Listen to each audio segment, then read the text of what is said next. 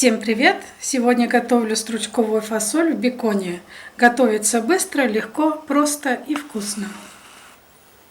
1,5 литра воды на килограмм стручковой фасоли. Свежемороженую фасоль засыпаю, перемешиваю.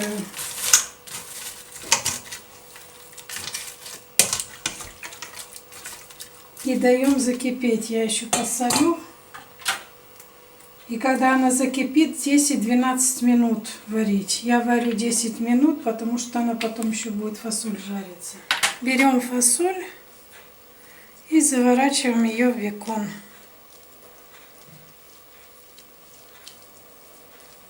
Немножко края оставляем открытые. И выкладываем на лист. Фасоль с беконом можно пожарить на сковородке. Я ставлю в духовку на 250 градусов, чтобы зарумянился бекон. У меня чуть-чуть бекона не хватило, я сделала 4 штуки с солями.